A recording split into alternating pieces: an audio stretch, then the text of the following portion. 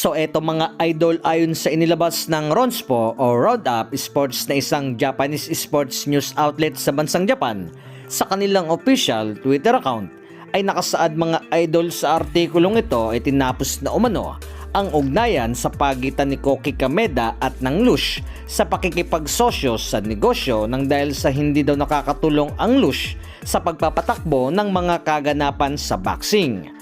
Kung kaya't naghayag daw ito na umalis na lamang. So ganun pa man mga idol, ngayong paparating na event na ito ngayong June 6 sa Aichi, Japan, kung saan mismo ang Abema TV na ang magte-telecast sa labang ito sa nasabing petsa, ay halos lahat ng laban ay sila na ang mag-handle.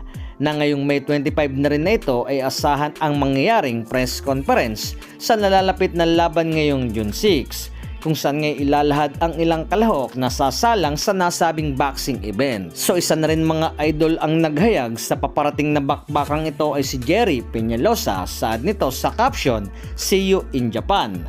Narito ay makakaharap ni Kenneth Lover ang parehas walang talo na si Michael Angeletti. So expected na rin mga idol sa ating nabanggit na bahagi ang ilang Pinoy sa magaganap na press conference ngayong May 25 sa Japan, na kinabibilangan na rin ni former 3 Division World Champion Janrael Casimero, na isa ito sa inaabangang bakbakan, kung saan ngay matutuldukan na ang matagal ng usap-usapan sa labang Casimero kontra Luis Nery.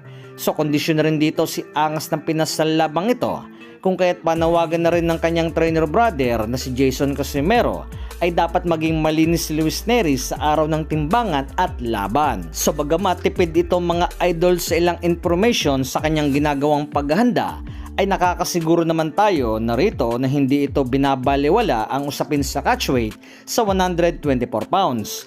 Lalo pa at sa Japan magaganap ang laban, na kung sakaling sasablay itong si Luis Nery na parabang binaliwala ang ilang buwang paghahanda na para makuha ang timbang, ay baka hindi pa ito pahintulutan na lumaban. So maraming mawawala rito kay Luis Nery. Una na rito mga idol, ang kanyang pagod at bayad na malabo ng makuha.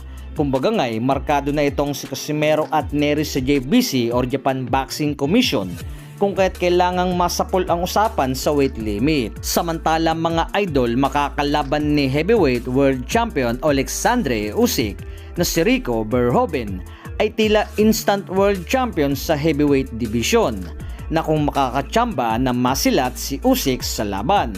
So hindi ito isang boxer, na ang sports nito ay sinasagasa ang kickboxing, kung saan nga doon ito mas kilala kumpara sa pro boxing gloves. So matibay din itong mga idol sa kanyang larangan sa kickboxing, na isang heavyweight world champion rin sa kickboxing na longest reigning heavyweight champion ng Lori, na tinaguri ang The King of Kickboxing.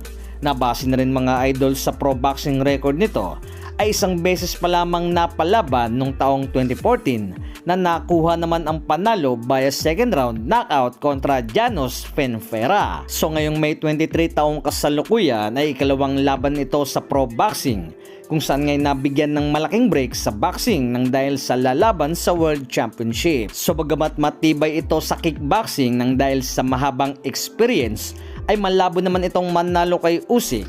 Kung baga nga isang veteranong pro boxing ang ilalaban sa isang amateurista. So dyan palang lamang na si Usyk.